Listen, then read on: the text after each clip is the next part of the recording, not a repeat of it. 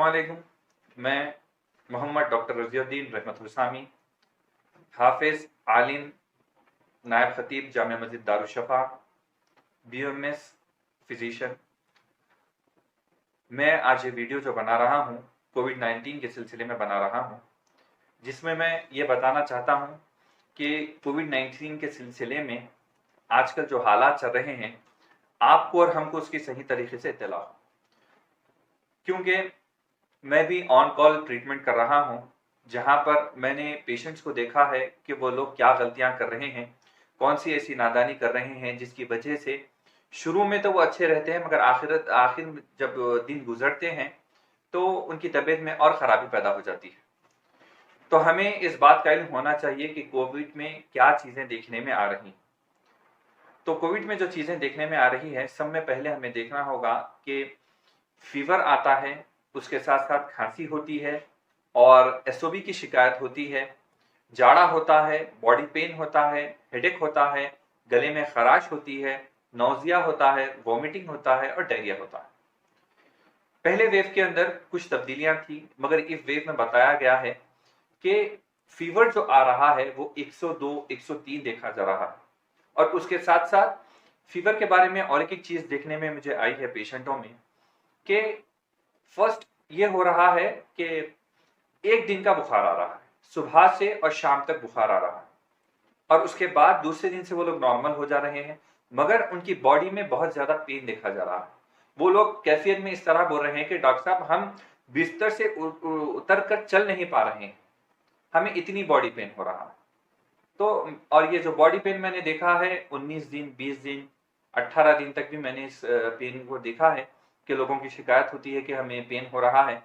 और उसके साथ अब जो कॉमन चीज देखी जा रही है, आंखों का लालपन होना, आंखों का सूज जाना, और उसके साथ साथ डायरिया की मैंने शिकायत को बहुत ज्यादा देखा है और खांसी की शिकायत को देखा है। मेरे पास एक पेशेंट है जिसके मैं देख रहा हूँ कि उन्हें खांसी की शिकायत इतनी है, तकरीबन मैंने नोट किया है कि 1 महीने के करीब उनको खांसी हो रही है। और उसके बाद उनका HRCT भी कराया गया, उन्हें टैबलेट्स भी दिए गए, इंजेक्शन भी दिए गए, उनका प्रॉपर ट्रीटमेंट भी किया गया, मगर वो अक्सर शिकायत अभी भी करती हैं कि मुझे 24 घंटे में एक बार खांसी होने में आती है। तो इसके अंदर खांसी भी देखी गई है और उसके साथ साथ भूख नहीं लगना, लॉस ऑफ एपेटाइट इसमें खास तौर पर मेंशन किया गया है कि लोग कहते हैं, पेशेंट कह रहा है कि हमें भूख नहीं लग रही। तो कोविड के कुछ सिम्टम्स हैं जो हमें अच्छी तरीके से देखनी चाहिए, और कोई भी ऐसी सिम्टम अपने में नजर आती है तो सब में पहले करीबी दवाखाने से रब्त कर। ये नहीं सोचे कि भाई मैं अपना खुद इलाज कर लूंगा, फार्मेसी से जाऊंगा, दवा ले लूंगा, खा लूंगा। ऐसी गलती मत करिए, क्योंकि अगर आप शुरू ही में इसका एहतियात कर लेंगे तो आगे जाकर आपके लिए फायदेमंद रहेगा, और अगर आप शुरू ही में इस चीज का एहतियात नहीं करेंगे तो आगे जाकर आपको मुश्किल का सामना करना पड़ेगा।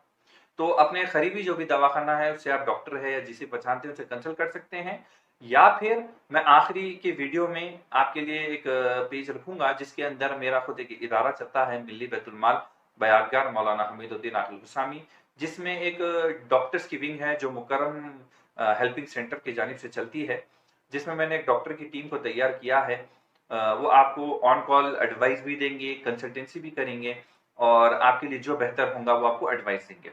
तो आप उनसे भी रब्त पैदा कर सकते हैं, उनसे भी अपने ताल्लुक से मालूमात कर सकते हैं। और अब इस हालात में हमें क्या करना चाहिए, क्योंकि मेरे और आपके आका दो जहां मोहम्मद अरबी सल्लल्लाहु अलैहि वसल्लम ने फरमाया, एक हदीस का खुलासा आता है कि आप सल्लल्लाहु अलैहि वसल्लम ने इरशाद फरमाया कि देखो, जिस जगह पर वबाई अमराज मौजूद है उस जगह पर ना तुम जाओ, ना तो वहां से कोई चीज मंगाओ।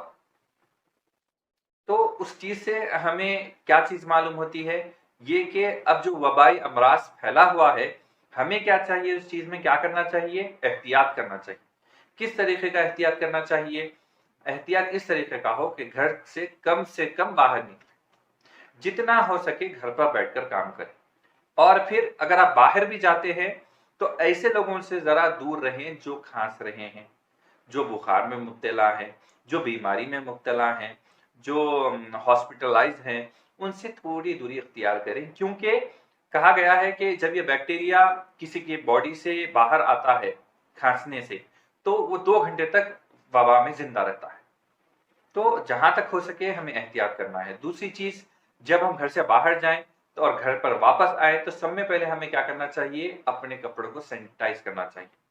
और फिर क्या करना चाहिए, अपने दोनों हाथ को धोना चाहिए अच्छी तरीके से।